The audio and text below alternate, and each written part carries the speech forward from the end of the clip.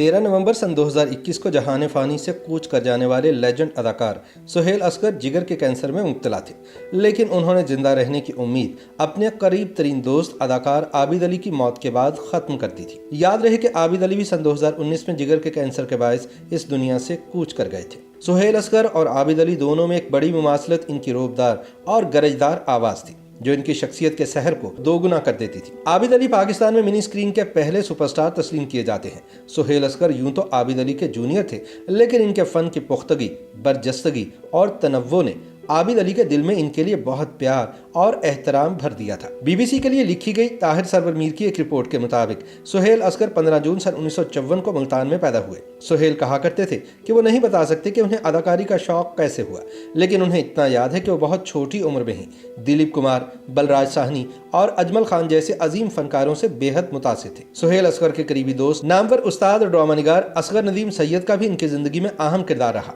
असगर नदीम सैयद ने सन 1985 में drama serial आसमान में एक छोटे से किरदार के लिए सुहेल असगर को पहली मर्तबा कास्ट किया, लेकिन उन्होंने इस छोटे किरदार में भी अपने आप को बड़ा फनकार साबित कर दिखाया। इसके बाद ड्रामा सीरियल प्यास में सुहेल असगर का मैच आबिद अली और अफजाल अहमद से था। सुहेल ने दोनों बड़े अदाकारों के सामने खुद को पूरी तरह मनवाया, जिनके स्टारडम का जादू उस वक्त सर चढ़कर बोल रहा था।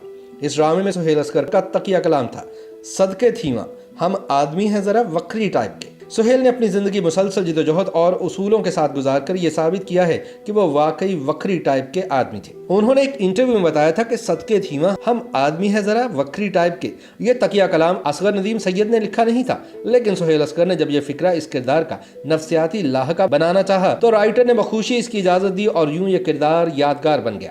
सुहेल असगर ने रेडियो, टीवी, थिएटर और फिल्म जैसे रिवायती मीडियम में मायारी काम किया, लेकिन टेलीविजन इनका महबूब मीडियम रहा। इनके नुमाया ड्रामों में असगर नदीम सैयद की एक और ड्रामा सीरियल ख्वाहिश भी शामिल है। इस ड्रामे में इन्होंने सर्कस से वाबस्ता एक किरदार निभाया था, जिसमें इनके साथी फनकारों में रानी बेगम, जावेद कोडू, हिना शाहीन और सीमी राहील शामिल थी।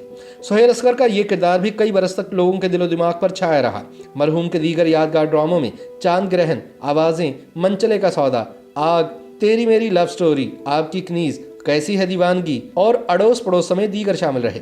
टीवी में गैर मामूली कामयाबी के बाद फिल्म वालों ने सुहेल असगर की मकबूलियत को कैच कराने की गर्ज से इन्हें बाज़ फिल्मों में कास्ट किया, जिनमें जंगजू गोरीले, असलहा, मुराद और महानूर शामिल थी। सुहेल असगर का शुमार उन फनकारों में होता था जो राइटर के लिखे स्क्रिप्ट के किरदार में रंग भरने के लिए अपने पास से जो जुजियात शामिल करते थे, इन कोशिशों से वो किरदार मजीद निखर जाया करता था।